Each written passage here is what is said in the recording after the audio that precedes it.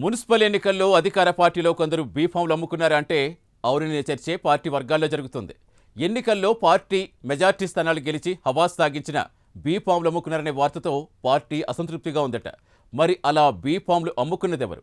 అమ్ముకున్న వారిపై పార్టీ ఎలాంటి యాక్షన్ తీసుకోబోతుంది? అసలు ఈ ప్రచారంలో నిజమెంత?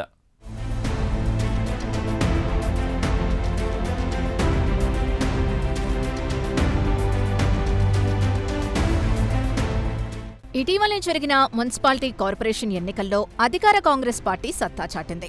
టౌన్ లెవెల్లో కాంగ్రెస్ పార్టీ వీక్గా ఉందని, ప్రభుత్వం పాలనపై వ్యతిరేకత ఏర్పడిందని, పార్టీ గుర్తుపై జరుగుతున్న ఎన్నికల్లో రేవంత్ సర్కార్కి వ్యతిరేకంగా ఫలితాలొస్తాయని రాజకీయ వర్గాల్లో ప్రతిపక్ష పార్టీలు పెద్ద ఎత్తున చర్చ చేసింది. అయితే తీరా ఫలితాలు చూస్తే అధికార పార్టీకి పట్టణ ప్రజలు పెద్ద ఎత్తున పట్టం కట్టారు. 116 మున్సిపాలిటీల్లో దాదాపు 95 స్థానాలిస్తే 7 కార్పొరేషన్లలో మిత్రపక్షాలతో కలుపుకొని 6 స్థానాలు కైవసం చేసుకుంది.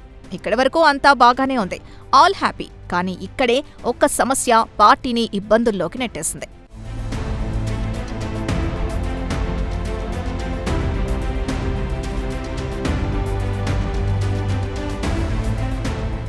పార్టీని ఇబ్బందుల్లోకి నెట్టిన అంశం ఎన్నికల్లో బీఫామ్లు అమ్ముకున్నారనే వార్తలు రావడం.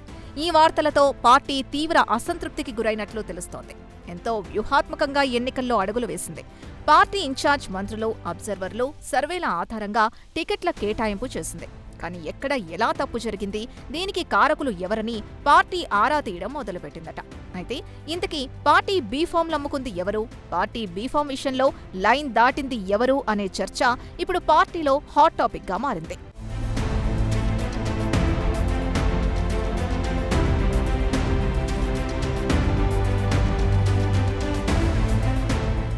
పార్టీ బీఫామ్ అమ్ముకున్నారనే ఆరోపణలు కాంగ్రెస్ వర్గాల్లో ప్రకంపనలు సృష్టిస్తున్నాయి.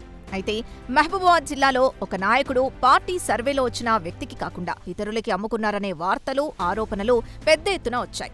దీంతో పాటు యాదాద్రి, భువనగిరి జిల్లాల్లోనూ ఇలాంటిదే జరిగిందని, పార్టీ బీఫామ్ని పార్టీ కేటాయించిన వారికి కాకుండా వేరే వారికి అమ్ముకున్నారనే విమర్శలొచ్చాయి. అలాగే చేవెళ్లలో కూడా ఇలాంటి ఆరోపణలే వినిపించాయి. పార్టీ కేటాయించిన వారికి కాకుండా చివరి నిమిషంలో వేరే వారికి కేటాయించినట్లు వార్తలు వినిపించాయి. అయితే కొన్ని చోట్ల అమ్ముకోకపోయినా పార్టీ కేటాయించిన వారికి కాకుండా వారి సొంత వర్గానికి చెందిన వారికి చివరి నిమిషంలో ఇచ్చినట్లు సమాచారం.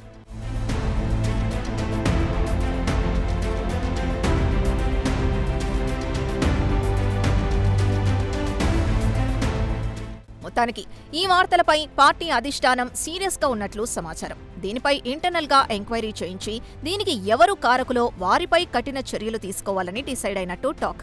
భవిష్యత్తులో పార్టీ లైన్ ఎవరూ దాటకుండా ఉండాలంటే బీఫామ్ అమ్ముకున్న వారిపై ఖచ్చితంగా చర్యలు తీసుకోవాల్సిందే.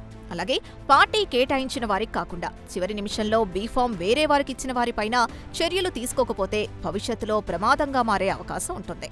దీంతో ఇలాంటి వారిపై చర్యలు తీసుకోవాలని ఆలోచన చేస్తున్నట్లు సమాచారం. మరి వీరిపై అధిష్టానం ఎలాంటి చర్యలు తీసుకుంటుందో వేచి చూడాల్సిందే.